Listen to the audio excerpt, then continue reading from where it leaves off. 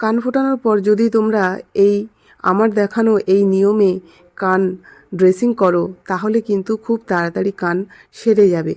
Dressing করতে লাগবে saline water, Boroline আর একটি ইয়ারবাড। তোমরা তুলোও নিতে পারো।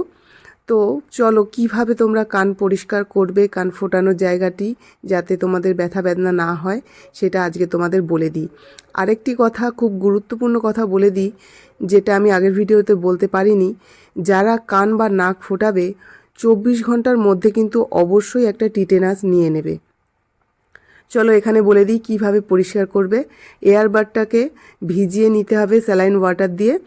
তারপর ভালো করে, আমার মেয়ে যেহেতু আমি সুচ দিয়ে কান ফুটিয়েছি, সুতো রয়েছে, তার জন্য সেই সুতোটা ভালো করে পরিষ্কার করে নেব। কারণ এই সুতোটা না, যেই জায়গা ফোটানো জায়গাটা, এই দুই পাশটাই কিন্তু শক্ত হয়ে থাকে। আর এরকম শক্ত থাকা অবস্থায় যদি সুতোটা ঘোরাই তাহলে কিন্তু ওর কানটা কেটে যাবে, কানে ব্যথা হবে। এবং তোমরা যারা বিউটি পার্লারে ফোটাবে তারাও যেই দুলটা আর কি পরিয়ে দেয়, দেখবে দুলটা এমনি কিন্তু ঘোরাবে না। ওটা আগে স্যালাইন ওয়াটার দিয়ে পরিষ্কার করে নেবে। একটু করকরে মতো একটা থাকে, শক্ত হয়ে থাকে আর কি, পুজ বা রক্ত যেটাই বলো, যার জন্য আর কি শক্ত হয়ে থাকে। প্রত্যেক দিন একটা রস তো বেরোয় কান যেখানে ফোটায়, তো সেটাকে পরিষ্কার করে তারপরেই কিন্তু ঘোরাবে। দুল পরানো থাকলে দুল, আর যদি এরকম সুতো দেওয়া থাকে তো সেই সুতোটা।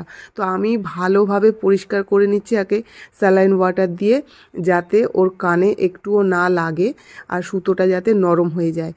এইভাবে প্রথমে কানটা পরিষ্কার করে নেবে। কেউ যদি নাক ফুটিয়ে থাকো তারাও কিন্তু এই একই পদ্ধতি ব্যবহার করে দেখবে, খুব উপকার পাবে। তো এইটা যেহেতু স্যালাইন ওয়াটার একটা জল, তো এটাকে শুকিয়ে নিতে হবে। আধ ঘন্টা থেকে 1 ঘন্টা এইভাবেই রেখে দেবে, অটোমেটিক আর কি হাওয়াতে শুকিয়ে যাবে।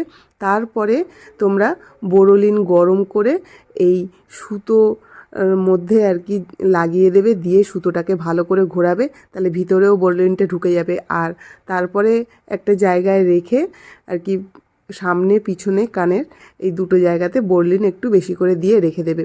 এইভাবে 1 সপ্তাহ করো, তোমাদের কান কিন্তু খুব তাড়াতাড়ি শুকিয়ে যাবে।